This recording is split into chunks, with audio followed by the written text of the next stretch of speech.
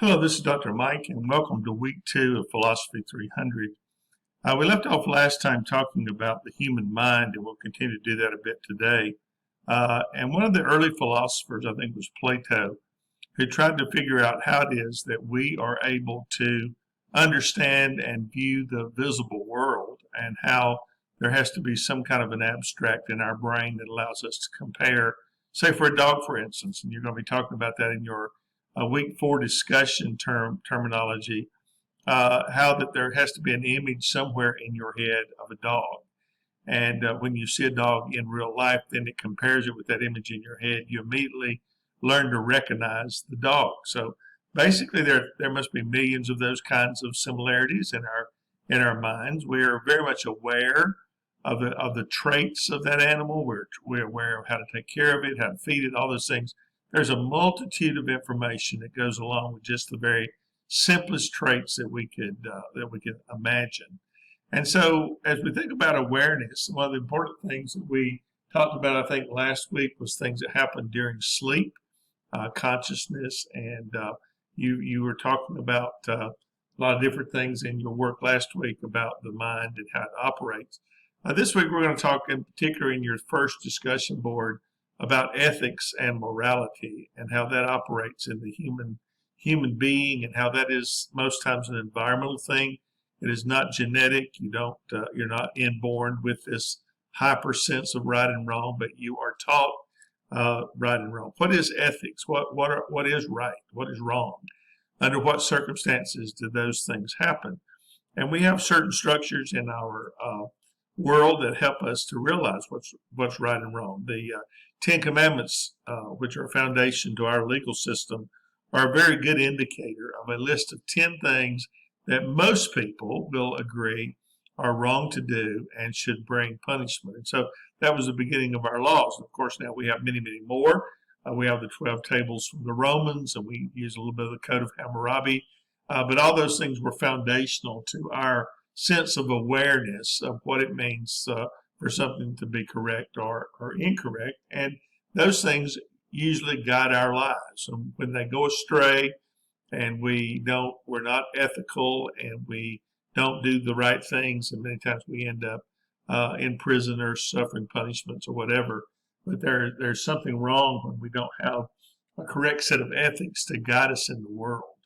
And that's a huge study within itself that we can talk about for quite a time. But it's good for us to understand that we have these things in place. And Thomas Jefferson said that about the American government when they set it up. And he believed that religion, the only purpose for religion was to give us a moral code to live by, to help us to know right from wrong. And so that's all a part of the awareness. And you realize that as you have children, that as they grow, they become more and more aware of what is right and wrong as you teach them the lessons that are important. There's also the sense of feeling that's in the mind, that our emotions and our motivations are kind of weighed towards. Why are we emotional? We're probably the only organism on the planet that expresses the emotions that we do. There are a lot of different theories to that, and emotion has changed and grown, of course, with the human being. We now know that parts of our brain control emotion, and we also know that there are chemical balances and imbalances that will have a part in that as well. So as we think about that, and then there's the thing of motivation. What motivates you to go to school? What motivates you to live your life? What motivates you to participate in a marriage or raise your children? Those are all other parts of things. Things like hunger and eating are a good example of that. We're motivated to eat because we are hungry, but there are other things that control our hunger, not just an absence of food. Sometimes during this present crisis that we're in, drives us to eat because we're nervous and we're upset. But the sensation of hunger itself, or the sensation of being overly full, which we've all done, or the idea of obesity, anorexia nervosa, those things are all a part of the mind. It starts in the mind. The battle for your control of your body begins and ends in the mind, and that's a really important thing. Sexual motivations and biological, sexual motivations are all a part of that, are cognitive, social motives, motivational practices.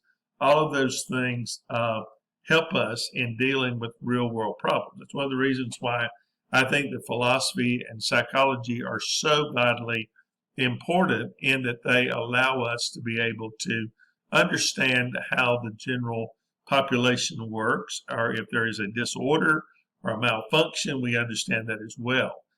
For almost 1,800 years and longer, because I'm not counting the time before the biblical times of Christ, so it's where we date ourselves from. So basically, you can add another 5,000 years to that. So for 7,000 years, we really just took a biblical model of what's wrong with someone when they were mentally ill. They weren't sick; they were demon possessed, or had a devil or whatever.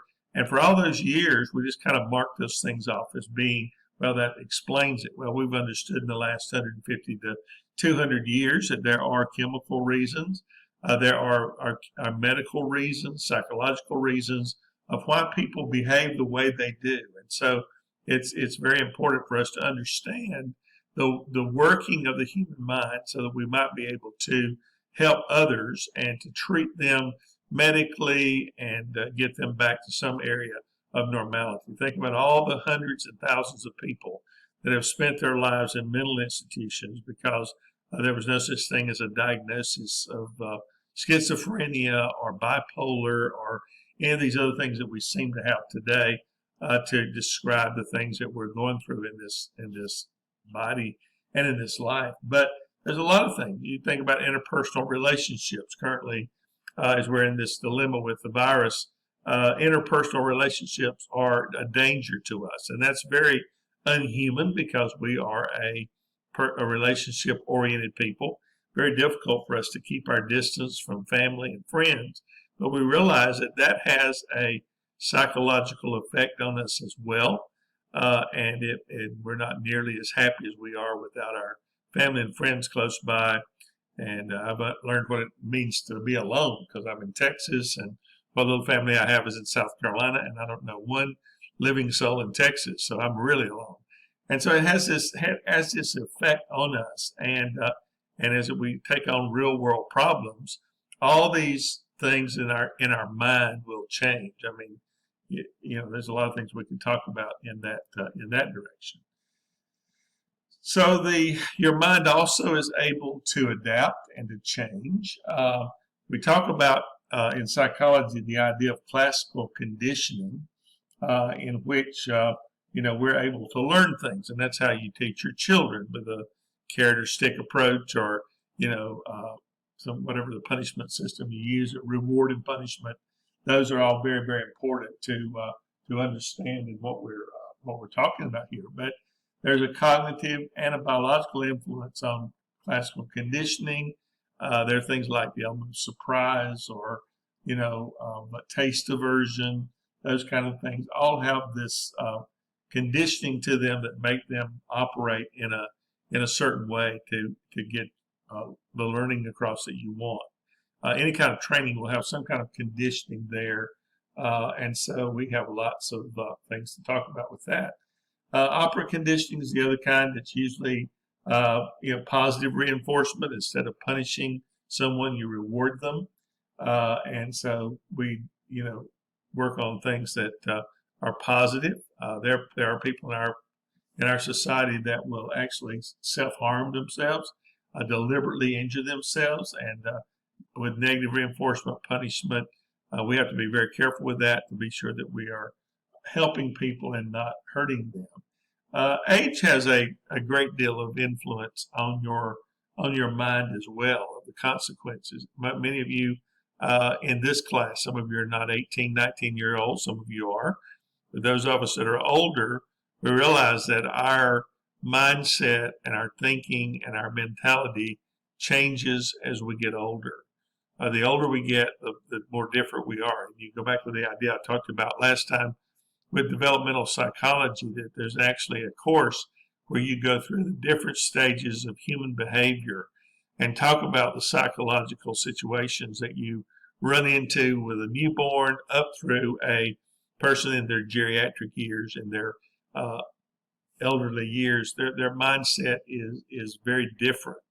And then when they have medical problems and mental issues like Alzheimer's or dementia, it makes those things very, very difficult. And so there are a lot of people that are called to work with people like that. And I take my hat off to them. I took care of my mother for 10 years with Alzheimer's.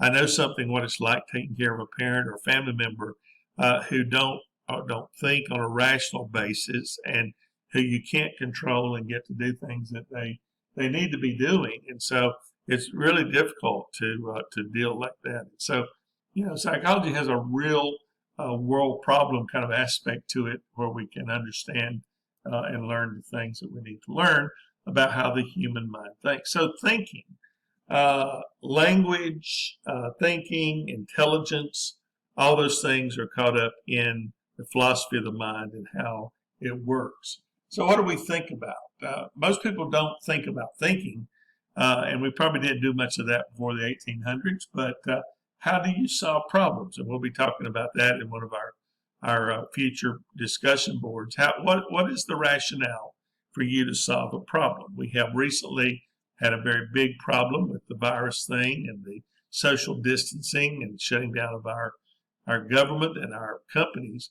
But how did you solve the problem? To have food, to have a place to stay away from being contaminated. How do you solve that problem? Generally, we make a plan, we carry out a plan, and then we do our very best to be able to look back and make corrections and all those things. So that the solving problems is one issue. The other issue is language, and language, of course, influences our behavior very, very definitely. We are the only organism on the planet that actually has the ability to speak and understand, and we have language that's built on some very basic building blocks and psychologies, and people probably have some language disorders and how that limits them, but most other organisms are not able to speak and carry on with language. And there's a lot of different things you'll be reading about with your text. The other thing I wanted to close with today is the idea of intelligence. We are now able to assess fairly accurately a person's intelligence. That can be affected and changed as you grow older, as you study, as you add things to that. But in a lot of ways, psychology is kind of the hub of all sciences. It connects to everything. And when we think about philosophy and ethics and all these things, we realize that those are very definitely a part of the mental makeup and the mental scope that we are as human beings. And so I hope that you have thought about some things today that would be a help and an encouragement. Continue to read your book, work on your discussion boards, get your work in. Remember, on Sunday night is our deadline. And if you have questions, please let me know. Thank you.